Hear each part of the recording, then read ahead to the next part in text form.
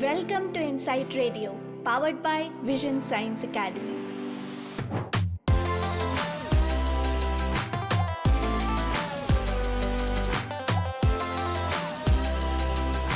From London with Sucheta Mitra. Welcome back to another episode of Insight Radio, where we envision future of vision science, one voice at a time. I'm your host, Sucheta Mitra, and today we have an extraordinary guest who will take us on a journey of innovation, illumination, and success in the captivating world of vision science. But before we introduce our guest, a quick reminder to hit the subscribe button so you never miss an episode. Now, let's jump right in. Our guest today is a visionary leader who is greatly involved with the optometry community around the world and is passionate about exploring optometry in its diversity with over 15 years of experience in academia, clinical, and groundbreaking research. She is also a president of Optometric Association of Tamil Nanbargal and the written exam committee chair for the AAO Binocular Vision Perception and Pediatric Optometry Clinical Diplomate section. She is the president of American Academy of Optometry India chapter. She has recently conferred with the Emerging Outstanding Leader Award by the AAO Foundation.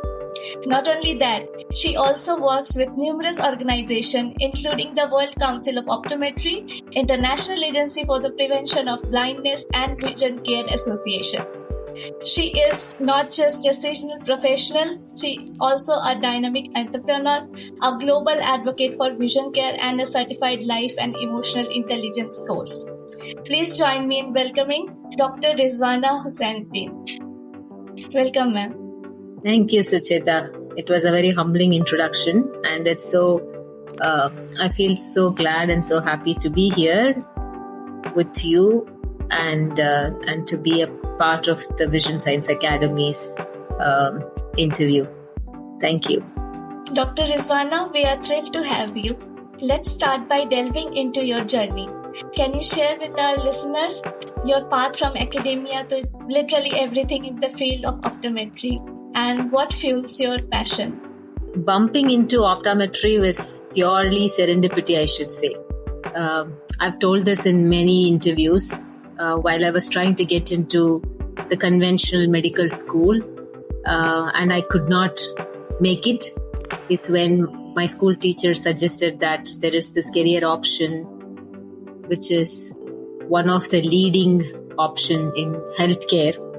So you should probably take this, and yes, I bumped into it without even knowing what optometry can offer to me, but choosing to extract the essence of what it can give back was a conscious personal choice. Blessed by great mentors and good friends who constantly were stimulating and nurturing the intellectual side of me, and we were pushing each other in a way, and I would attribute all my success, in fact, to my mentors. Like there is this famous quote that says, we are the average of 5 people we associate ourselves with. And I was on a constant soul search. From a person that saw failure and vulnerability as weaknesses, life's experiences taught me that those are precious gifts to embody and inspire. So to me, I was never able to take no as an answer, or to me it was always about standing tall, like be the number one, become the number one sorts. So I actually love the word infinity, because infinite or infinity, it's the nature of the universe, it's the nature of the cosmic field where all infinite potentials and possibilities exist. So what I basically realized in this journey was that there is always this greater good, there is always this divine intelligence that's orchestrating everything for us, and we should be just willing to change the destination. I mean, I was so fixed on the destination, but then I realized it's never about the destination. It's always about the journey, and the lessons that we learn alongside is more crucial. It's not about having a fixed destination. And when you know that the destination is no longer relevant, it's when we get our GPS right. So to me, what fuels my passion is this constant soul searching. It has never ended. I don't think it would never end as well. So I'm constantly on this ride which is bumpy, which is adventurous. But to me, it's all about breaking the status quo. It's all about disrupting. Not like disrupting the external world, but my own inner and internal landscape. So I keep just challenging myself. I look at, what is out there and what should I do as a person then to sort of explore, or rather become or keep myself relevant.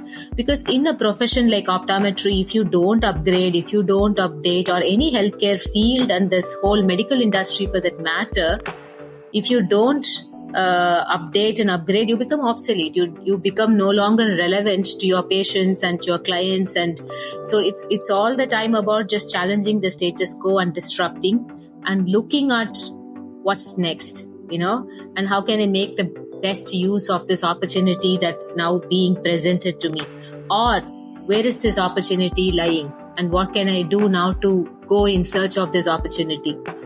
One thing we have to be very clear about is, because we make this mistake of spreading too far, too thin sometimes, which I have done, which I did in my career, where then you are like, you are like master of all, but jack of all, master of none sorts. So I would touch on it a little bit later.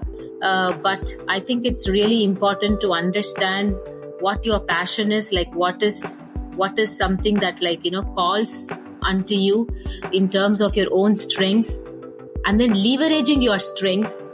Okay, not just borrowing somebody's vision, but leveraging your strengths and then ensuring that you're contributing by putting the best use of your own strengths. To me, that's about my journey, and I only feel that I've not even touched half the milestone that I've set for my own self. Extraordinary. Your journey is truly remarkable.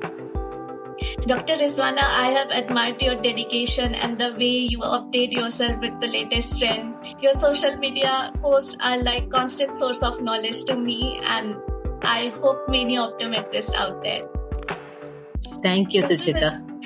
Dr. Rizwana, your journey has taken you from being the former head of Ravoli Vision Academy in the UAE, as now you are pursuing your passion in the field of entrepreneurship. So could you share how your experiences in this diverse role has shaped your perspective on the evolution of vision science? Yeah, that's a very interesting question I keep asking my own self. As I just said, I am fearless in a sense to just explore the opportunities that come my way.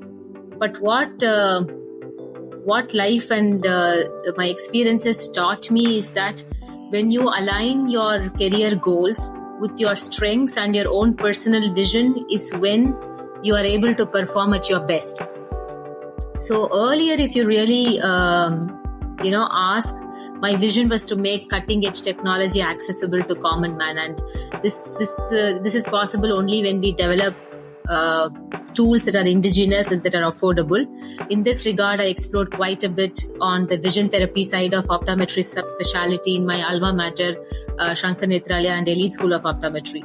And then evidence-based clinical practice. Again, this is something I felt that we clinicians commonly ignore. We use eminence over evidence.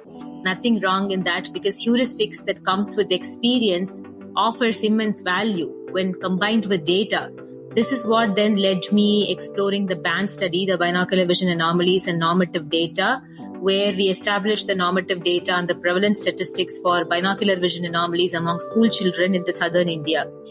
Later, my passion drifted to exploring my own inner landscape, which made me realize that I am a lot passionate about soul search and stirring the pot for fellow souls, because I felt that if somebody had stirred my soul at a much earlier stage, then probably, I would have gained clarity about the journey.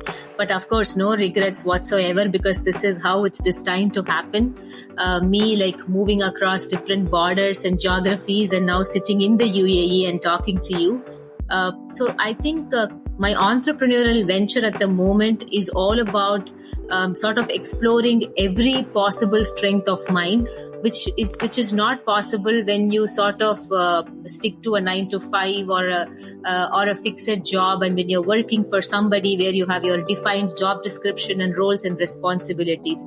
So I realized that I will be very unhappy fitting within a box or a particular defined role, and even my employer is gonna be unhappy. Having said that, it's not that I'm not gonna be working for anybody, because if somebody wants to use my strengths and leverage my strengths for the betterment of their organization, I am definitely more than willing to offer it, but that would come from my entrepreneurship consultancy side.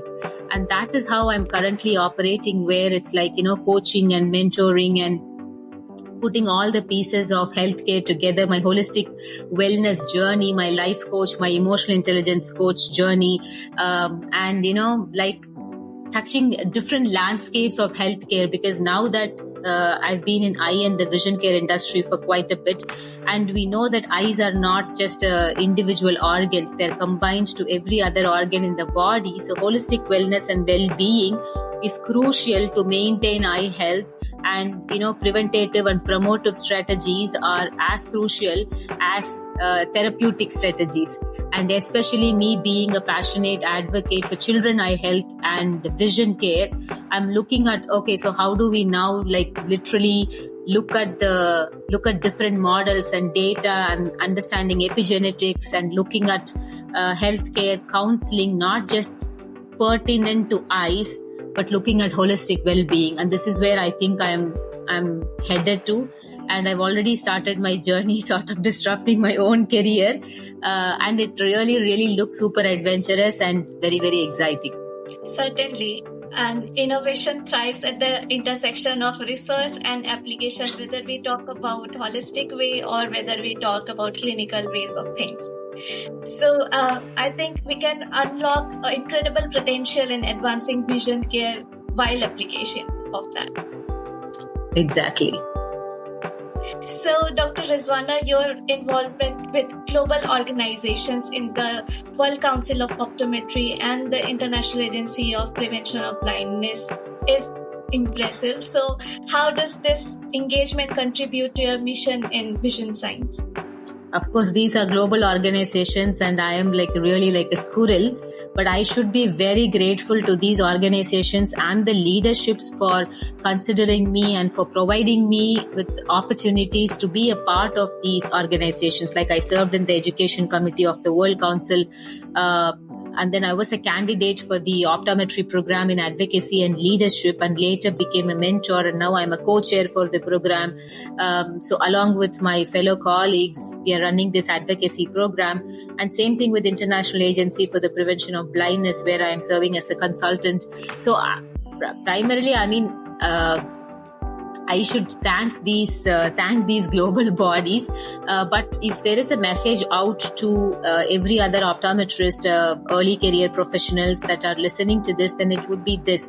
Earlier, you should really look at every single opportunity to volunteer for national organizations, national associations, state associations, and then see what best you can do as an advocate towards the some of the problems that are like really standing up. Okay, like for example, in India, so far we've spoken about the accreditation, the regularization, and the of the profession of optometry, and with the Allied Health Act, the Allied Health Professionals Act. Now that there is so much that's happening, so looking at first, your own landscape in terms of the state and the national level, and then see what best you can do. And that's how it all started for me. Like as the president of the Optometric Association of Tamil Nanbargal, I started working at the state level, and and then that advocacy journey then led me to propose certain plans at the national level, and then having to work with the Ministry of Health and Family Welfare, with the Rashtriya Bala Swachhta Karyakrams, RBSK's, program for developing a manual for children with cerebral visual impairment. So then later, when these organizations approached me saying, would you like to be a part of this, or would you like to nominate yourself to then become a member of one of these committees, I just took it up. Now, if you really look at what you get out of this, see, these are honorary roles where you volunteer, you spend considerable amount of time offering your services, or most importantly, sitting along with leaders, global leaders that are then sharing their journeys and talking about, what they have done. And these are all platforms to learn and to get to derive a lot of inspiration from. So to me, basically, more than what I contributed, it is basically these organizations really, really helped me gain a lot of clarity about my mission, and I still continue to associate myself with World Council, with IAPB, where I look at every single opportunity to then be able to contribute and perform. But also, like as a representative of previously India, now that I'm in the UAE, this also sort of pushes me towards understanding the landscape of optometry in different territories, in different geographical, across different geographies, okay? And that then helps me to understand the diversity and also the problems that are existing everywhere. So this then helps us to, okay, so what best we can do as optometrists for optometry at a global level, okay, and how can we then partner with like-minded individuals, and then how we can uplift optometry. And of course, with the World Report on Vision, where we know that the role of optometrist is really, really imminent and crucial, I think this is like a global golden time period for us, for the profession in itself, where it's really important to partner and network. So in that sense, definitely this global engagement has helped me to sort of align my mission with that of these global bodies. Certainly, that is an incredible advice to give out to the listeners. So, Dr. Rizwana, your role as president of American Academy of Optometry is fascinating. Can you shed a light on how this role impacts the advancement of optometry in India? Yeah, the AAO India chapter, I think, is definitely a milestone, I would say, because becoming a fellow of the American Academy of Optometry, the fellowship is existing for decades.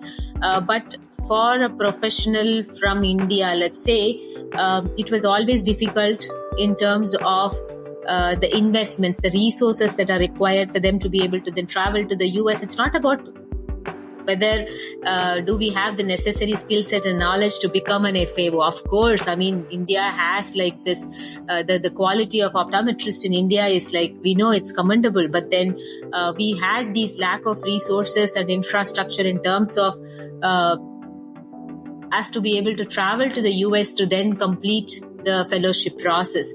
So the India chapter has sort of made this dream in terms of like, now that there is this India chapter, people are able to get mentorship and guidance and all of that to become an FAO, and then from a FAO then to then move to the next levels to become diplomate, and then to become part of different SIGs, the special interest groups and stuff like that.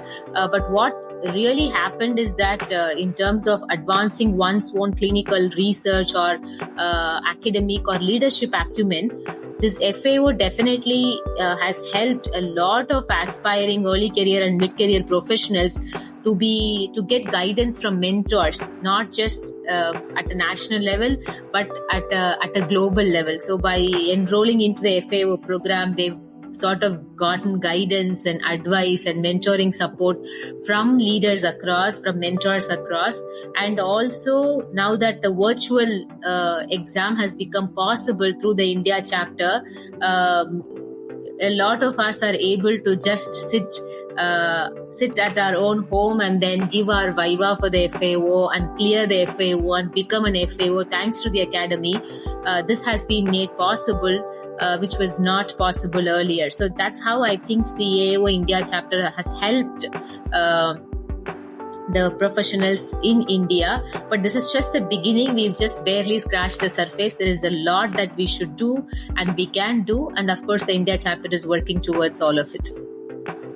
Dr. Rizwana, your research had shed light on NSBVA, non-strabismic binocular vision anomalies, and the potential that these conditions can also be diagnosed in school setups or camps. So, could you elaborate on the significance of early diagnosis of such anomalies in children, and can it have an impact in the overall vision health? Of course, yes. I mean, there are lots of papers that are coming up that talks about the vision-related quality of life and overall quality of life that uncorrected refractive errors can have, and as well as binocular vision anomalies, be it strabismus, amblyopia, and also non-strabismic binocular vision anomalies that can have. Of course, the band study was very pertinent to non-strabismic binocular vision anomalies. The very nature of non-strab is that it's not evident, it's not visible, it's latent. And unless you test for it, you're not going to be able to diagnose it.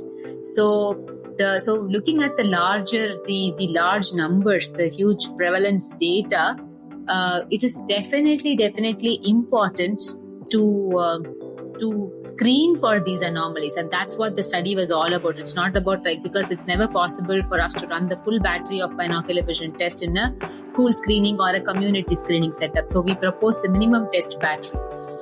So if a child is struggling in academics, if a child is struggling to learn, if a child is struggling to perform like sports activities, eye-hand coordination issues, and then you don't find anything very visible, of course we have to follow a hierarchical approach. Look at if there are uncorrected refractive errors, look at if there are any visible organic abnormalities that are present, and definitely non-strabismic binocular vision anomalies. Again, the impact of these anomalies is very underestimated in terms of people don't many children that have severe convergence insufficiency tend to avoid reading. They tend to avoid sort of playing sports, because it's not that they say, okay, it's causing me eye strain or it's causing me trouble, but all that they do is just avoid these activities. And avoidance is, we see it as then, oh, you have learning disability or you have learning related vision problem, you're not good at sports. I am not saying that every child with convergence and accommodation issue has a learning disability. No. Again, children with learning related vision problems also have a high overlap of non-strabismic binocular vision anomalies. So they sort of go hand in hand, and it's really important for us to screen for it and provide appropriate interventions, simple vision therapy strategies to then improve the convergence, improve accommodation, and then improve the efficiency of their learning and sports activities and their overall quality of life. So this is where I think the data that we presented through the band study and the minimum test battery, I think is going to be very helpful to the community. So, Dr. Rizwana, do you think that this school setup there should be some school setup for diagnosing binocular vision anomalies? And if we implement frequent scheduled visit to schools, it can enhance management of these conditions, and maybe teachers contribute to this process as well. Right. Of course, I would agree with the importance, the necessity of screening for these abnormalities. When it comes to who should be screening them, yes, I would highly recommend it's optometrist, because yes, teachers, school nurses, or any volunteers, we can train them to do the first level screening, where they can screen for visual acuity or screen for uncorrected refractive errors or any sort of visual impairment for that matter. But when it comes to the next level of understanding the cause for the visual impairment, the morbidity as such, and then to screen for BV anomalies, the role of optometrist is really crucial. But yes, I mean, definitely it should be part of every school eye health activity. And of course, there is more evidence that's required in terms of digging much deeper into quality of life issues, onto the efficacy of vision therapy, like how can it then be offered in a school setup, and then what is the impact that it creates, what are the sort of cost-benefit ratio. So there is a lot more research that has to go into this. But definitely, yes, I would highly recommend that screening for non-strabismic binocular vision anomaly should be part of any regular school eye health programs. Yes. In India, Dr. Rizwana, is there any policy framework that supports such integrations, and maybe there are some strategies can be employed where the teachers are well informed and play active role in identifying those potential vision problems? I wish one such strategy or protocol exists, but currently it's not just India, even in developed countries for that matter. There seems to be issues and struggles in terms of being able to integrate binocular vision testing or testing for strabismus, but it is happening. It's happening in at state levels, at local levels, where they are looking at putting these pieces together. Especially in a large country like India, bringing in a policy, of course, as I just said, it requires a lot more deeper understanding. What are the resources required? Not just the funding that's required to run such programs, the length of the screening, and then the resources, trained optometrists and professionals that are required, and then the follow-up, and then the compliance to all of this. So I think we need to take one step at a time in terms of yes, now there are school eye health programs that screens for uncorrected refractive errors, vision impairment, myopia, and all that stuff, and making referrals to tertiary eye care centers for medical and surgical management, and even for cycloplegic refraction for that matter. I think that is sort of pretty much streamlined. I think then the next step would be based at different institutions where there are enough of resources that are available, where then we can look at screening the vulnerable population, at least. Not even if we do not have resources for everybody, for example, children with special needs, children that are struggling with their own learning, and academic and performance, right? So looking at what are these vulnerable population, what are the components of screening that should then get into when we screen these people. I think we can take one step at a time, but first is raising awareness, understanding that the prevalence data is really huge, and then looking at individually what we can do. Yeah. Yes, definitely. And let's shift our focus back to where, in your experience, how can an aspiring professional in vision science proactively cultivate innovation with their careers? So basically, innovation is not just about making or creating a breakthrough, finding a new product, or developing a new tool, or coming with a Nobel Prize winning idea. No, because many of us think that, all of this is it looks very complicated to me. It's just about tapping into our own creativity, our own strengths, and using our own strengths. What can we do? Okay, how can we better or bring in some betterment in terms of accessibility, affordability to eye care for that matter? It could be as simple as that. Okay, so if you're really passionate about, let's say, pediatric eye care, and that, there is this strabismus, it is very difficult to screen for strabismus in infants, and we know that there are now these tools that are existing in terms of photorefractors or in terms of automated tools. Now, how do I put to use? How do I simplify the process? What is because we know that early diagnosis first, then leads to early intervention, that then leads to improved quality of life and better outcomes, better binocularity outcomes in children, and that's been proven in when it comes to diagnosis of amblyopia and strabismus. So whatever that you're passionate about, let's say you're passionate about diabetic retinopathy for the diabetes and diabetic retinopathy for that matter, what best that you can then do to improve the accessibility, to provide screening, to provide vision screening for these problems, and then to ensure early diagnosis happens, right? So to me, it's all about just asking and being curious enough, and then looking at how can I contribute better, like not just do the mundane routine thing, right? And that is where innovation is all about. It's not about just some roof shattering novel ideas, but I think it's just about looking at putting your own strengths to use and how you can then use it to the betterment of whatever that you're doing. Yes, certainly. And innovation is about embracing curiosity and being unafraid of stepping beyond our own comfort zones. Exactly. Yes. So, Dr. Rizwana, we vision science professionals sometimes needs to be illuminated to gain fresh insights. So, how can a vision science professional broaden their horizon to gain new perspectives in their field?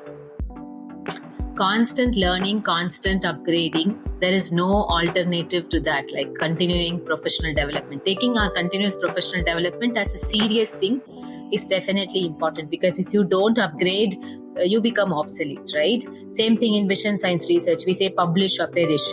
So in clinical care, it's about evidence-based practice, right? So looking at what then really makes you relevant, and are we doing justice to the role that we are playing? You will know Harari, the author of Sapiens and 21 Lessons for the 21st Century. There is this quote that he says, "A meaningful life can be extremely satisfying even in the midst of hardship, whereas a meaningless life is a terrible ordeal no matter how comfortable it is." So as you just said, it is all about like breaking or having the courage to step out of our own comfort zones. We are meaning-making species. We find our own meaning, and it's important to follow our soul's calling. It's about not settling for less, because I see that most of us settle for mediocrity. We settle for less, and we then say our own stories and narratives to justify why we do what we do. Step out of the comfort zone. And I always talk about this concept of S-curve. It's not a new concept. It's used in various disciplines to represent. So S-curve is like you have to visualize, and yes, it represents the beginning, the rapid growth and maturity.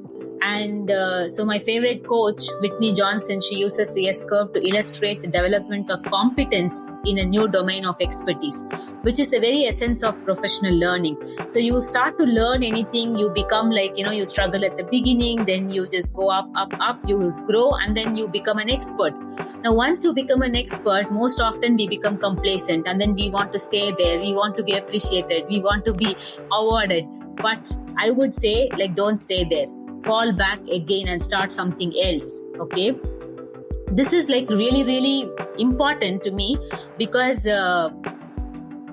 for in terms of, like I used to say this, there is this horizontal and the vertical integration concepts in any career for that matter. Okay, so when we say vertical integration, it's about like hierarchically we are deepening our knowledge in any given field. Okay, let's say optometry. So we learn to do comprehensive eye test. We literally know every single piece of, like, every step in that, from beginning from your history taking to slit lamp to fundus examination to making the differential diagnosis, writing down a plan at the primary eye care level. Okay, later, once you know your job well, then you have to start horizontally integrating things. This is where multidisciplinary approach, expanding your scope of practice, subspecializing in something, and then integrating the different pieces, the different practices, technology and data and healthcare, and so look at basically like what can you do. Okay, look at disrupting your own self. I mean, this is the only way. First, you illuminate yourself within, and then you start then sharing the light with others. That's what I would say. Yes, definitely. Continuous learning is crucial in the dynamic field of vision science. So, speaking of which, mentorship is vital for growth, obviously. So, how can we as an experienced professional contribute to the success of the next generation in vision science? we are accountable. We should take that as our moral responsibility for that matter, because if my mentors have not given me this, have not brainstormed, even until now, at every step of my journey, I have my life coach, I have my mentors, professional mentors, and I brainstorm with them on a regular basis. So mentoring and coaching is not just for early career, it's for every level, every stage, even when we think we've become experts, I should say. So definitely we have to take this as a moral responsibility, share our experience and our the nuggets of wisdom that we have in terms of being able to make the journey a little bit more seamless and more easier and more comfortable for the generations to come, and for the next, for the professionals that look up to you. So and then ensuring that mentoring, the word, I take it as a very, very serious business when it comes to mentorship and mentoring. And that's when I looked into coaching. I became a certified life coach and emotional intelligence coach. And then coaching is one of my, I wouldn't say one of my, it's the one thing that I'm most passionate about. So definitely I think people should take the support, should seek coaching, should do brainstorming, should gain clarity, rather than being clouded in the head and headed in a direction that you think is right.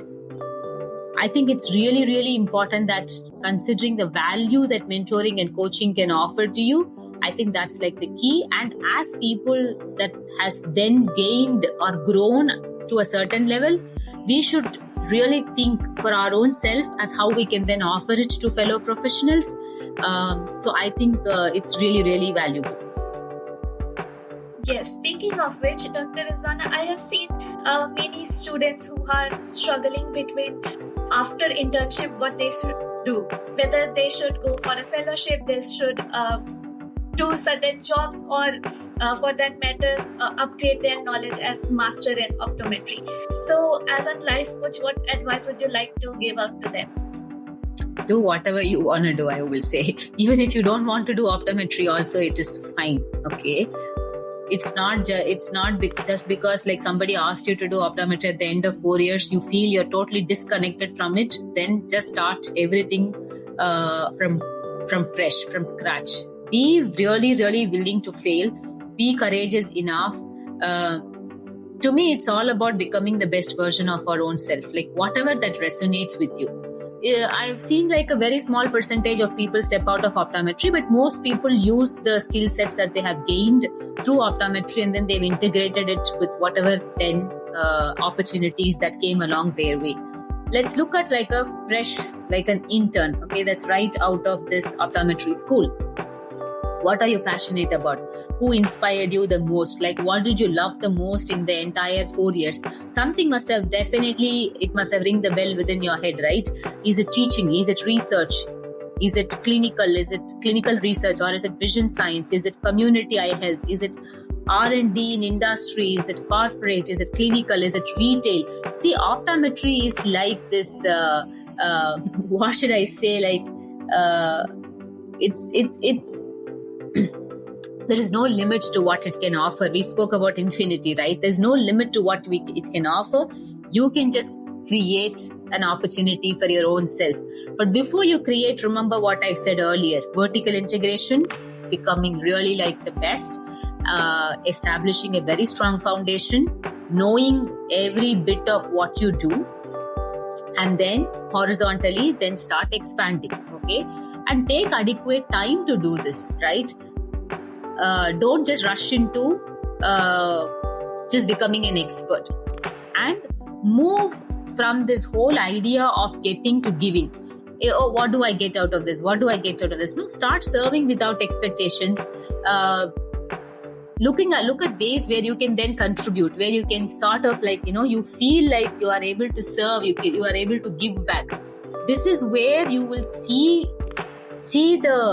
the inner growth, okay? So most often we focus so much on the external landscape, but growth happens at the intersection of the inside and the outside. Most of success comes from mastering our inner journey, okay? So look at your own strengths. This is where again coaching and mentoring comes in. So after your internship or right through your internship, sit with your mentor, do your brainstorming. What are your goals? What are your strengths? What are your weaknesses? What are you good at doing? What would you be happy doing? What comes so easily and naturally to you? And if you don't have to work for money, then what would you be then doing? Money is always a byproduct of whatever that you do. I'm not disregarding the importance of financials and then the importance of becoming rich. You have the right to become rich. You have the right to become a multimillionaire. Actually, every good person should be rich, right? But look at money as a byproduct to your service. Okay, don't focus on money, and that's when we make the biggest mistake of settling for something where money is just being given to us. Even if you have your own narrative of saying the whole family is dependent on me and all that stuff, pause for a while, sit with your mentor, brainstorm, look at what exactly comes so naturally to you, and then how you can also challenge yourself to learn more, okay, to expand your horizon a little bit more, okay, and then challenge yourself. And to me, there is no way that you can fail. Okay, failure is just a concept. Even if you fail, I think it's you're only learning through that failure, right? And you have to fail as many times as you want. And every failure is inadvertently a stepping stone to success. And so yes, this is what I would say. Certainly, embracing a failure can lead not only to growth but also success as well in the career. So, Dr. Rizwana, building a personal brand is also important in our life. So, how can we as a professional show our expertise while staying true to our principles? Again, as I just told you, Suchita, it's never about if personally I was not keen about building a personal brand, but what I was just passionate about is becoming the best version of my own self. I'm still on a very intense soul search for that matter. What exactly what do I want? Okay, how can I become better every single day? How can I serve better? How can I touch the lives of more people? And so every single encounter in terms of connecting with people, okay, what can I offer to you? So the first thing to me, I think building a personal brand comes again as a byproduct. Okay, first, what is that you want to stand for? This is not just about writing your life's purpose or figuring out what exactly you want to do or writing some vision statements. It's beyond all of these. We all have our unique soul's blueprint, okay, a unique blueprint for our own soul. Each one of us have got it in terms of what makes us, okay. Figuring that out is the lifelong process. And that's what then made me realize that I was just running behind something. At some point, I was shaken, and then I said, oh, I'm running behind something. And then I realized that the ladder was leaning on a wrong wall altogether. So then I put the ladder on another wall. I started climbing up the ladder. And then I realized, yeah, this is interesting, but this is not what I'm happy doing. Then I again removed the ladder and I am now put it against another wall. And then to me, it is just about this constant exploration. There is nothing right or wrong. But what happened in this process is that I gave my best. Wherever I went, whatever I did, all my heart and soul was into it. Never it was a half-cooked job. Never it was a mediocre job. And when I know that it is mediocrity, then I question my own self. Is it because you're not operating on your strengths, you're not leveraging your strengths, that this outcome looks mediocre? Or is it because the environment is not conducive enough and it is not appropriate enough for you to really explore your strengths? I ask both these questions. And when I know that one of these is the answer, if it is my own self, I push myself more. If it's the environment, I just change the environment. Okay. And the environment is very, very crucial. I mean, if for all of these professionals out there, to build a personal brand, you have to have an environment that has people, support systems that is able to nurture you, provide you with all of the resources, is able to mentor and coach and guide. They should not be seeing you as a competition. They should see you as a collaborator. And building an environment like that, or finding that environment, that is once again a soul search. So do your search. And then that's what I would say, like, never focus on the destination. Just make this journey a very adventurous one. And while you are on this journey, don't look at, I'm this age, that age, I've just started, I'm so young, I'm so old, I don't have money, I don't have resources, I'm in this part of the world, I'm in this part of the country. Put all of that stories aside, okay? And then follow your calling. And then see what happens. You will become your own brand. The world need not call you a brand. You will know that you are your own brand. And that's how I think I became a brand. And I can proudly say that it was pretty much like, it was just the universe way of gifting you for just all that you do without expectations. I'm very grateful. I'm very grateful to every single person that's either taught me values as what should be done, and also more grateful to people that taught me as how it should not be done. And I learned from every single person on the way, and I'm just sitting and talking to you now. Incredible. Ma'am, you had a remarkable journey in the optometry community. So, how did you observe the evolution of career trajectories in vision science? How do you see the trends afterwards? Overall, I see that it's massive. It is just, taking leaps and bounds, I would say, in terms of, of course, this is the world of artificial intelligence and machine learning algorithms to look at patterns and predictions and all of that. Yes, technological advancements are one side, where it's really, really advancements in healthcare. Massive, it's just mind-blowing. Then there are multidisciplinary approaches to management, which again, I think that's the key. That's very, very crucial in any healthcare sector for that matter. Multidisciplinary, transdisciplinary approaches.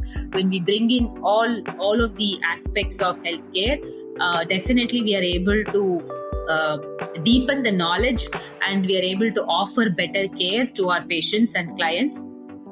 So to me, yes, it's just changing so rapidly in terms of being able to improve the I wouldn't say affordability, but in terms of accessibility, yes, there are then these affordability issues then comes into picture, where yes, it's important that both accessibility and affordability go hand in hand.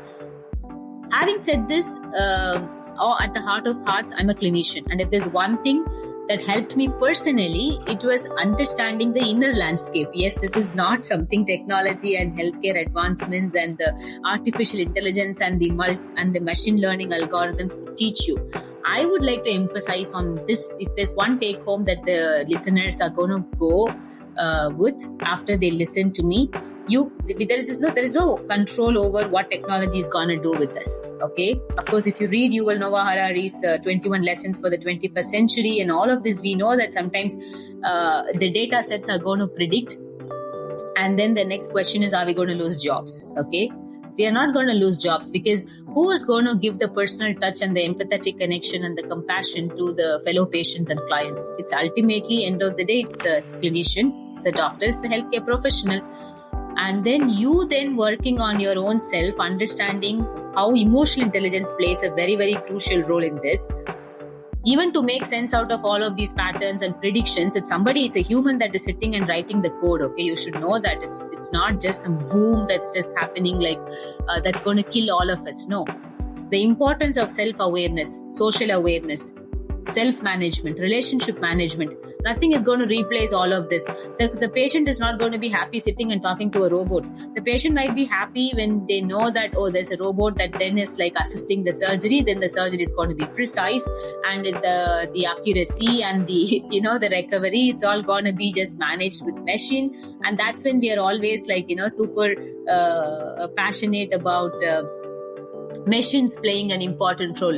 This is where computer testing, eye testing, that the word started gaining a lot of popularity. But But given this human connect, given the importance of all of these, how we are made of, okay, in terms of the depth of our DNA craves for connection, okay, I think that is the most important piece that we need to be integrating along. Yes, you can be a great clinician in terms of making the diagnosis, but are you good at conveying it, sitting and talking to your patient, and then telling them how to make sense out of this whole thing that you have seen, and what are the lifestyle changes that they then need to incorporate and to live better, to feel better, to handle their comorbidities with ease. And are you able to make that communication and connect? If not, I am not going to come to you. Okay, so yes, healthcare advancements is the norm. We will be challenged every single time with one more advancement. There will be new tools, there will be new technology that comes in, and then there will be this fear of we losing jobs. But if we are emotionally intelligent, then we are still going to be very, very relevant. And I think that's the essence of advancement, according to me, becoming better in our hearts and becoming better and compassionate doctors and clinicians. Certainly. And Dr. Rizwana, your insights have been truly illuminating. Thank you for sharing your expertise in this captivating world of optometry. Thanks, Sucheta. Thanks for taking your time. Yes, go ahead. And this brings us to the end of the episode. Would you like to share something to our listeners before we wrap this up? There is one story I would like to share definitely when it comes to, I think, handling failures. See, many of us see the tip of the iceberg. Like when you see me as this very successful person, an optometrist, an entrepreneur, somebody who has disrupted and traveled and touched, all possible arenas of optometry and stuff like that. But you should know that there are a lot of heartbreaks and failures and setbacks I had to break my own glass ceilings. So there are a lot of stuff, okay, at the back, and we should really know that this is what makes us human. This is what then adds a lot of what should I say, like masala or essence to the story, right? And so be willing to just explore life in its fullest. Don't follow somebody else's vision or calling, okay? Ask yourself, if you have a dream, ask yourself, is it my dream? Is it my dream or is it someone else's dream, okay? Just because your senior became something or your best friend became something, you need not become that. You can create your own niche. You can create your own career path, which may not look successful based on the conservative setup or conventional setup. Who knows? You might be this beautiful disruptor innovator that is then opening up something new, right? And have this entrepreneurship mindset within. Entrepreneurial mindset and entrepreneurship is the future. Okay, have that mindset within. Just if you enjoy the freedom that comes by exploring your own passion and drive without having to be restricted by anything, that's a different ball game. That's the freedom that you get. But yes, it doesn't come without its own glitches and pay cuts and stuff like that. But that's where you feel that you're living. That's where you feel like you're thriving. Okay. Even if you struggle, you will still be happily struggling, not having this feeling of as if your hands are like tight. Okay. So that's what I would say. Be willing to fail. Be willing to embrace setbacks. Be willing to explore the unexplored, be courageous, be vulnerable, take mentorship and mentoring and coaching at a very, very early stage. Whenever it is possible, seek mentorship support and have an entrepreneurial mindset to build your own empire. That's what I would say. Thank you, Dr. Rizwana, for this encouraging advice to all of us. Thanks, Suchita. Thanks for having me on the Insight Radio by the Vision Science Academy. It's a pleasure to be a part of this initiative, and it's a pleasure to share some of the insights that I've had. Thank you so much for sharing your insight as well. And thank you, dear listeners, for tuning in to this insightful episode. Remember, as we navigate the ever-evolving landscape of vision science, innovation and illumination will be our guiding stars on the path of success. Stay curious, stay inspired, and until next time, keep seeking the insights that light up your world. This is Sucheta signing off from Insight Radio. Thank you for watching. If you found this episode valuable, be sure to subscribe to our podcast on your favorite platform. Never miss an episode.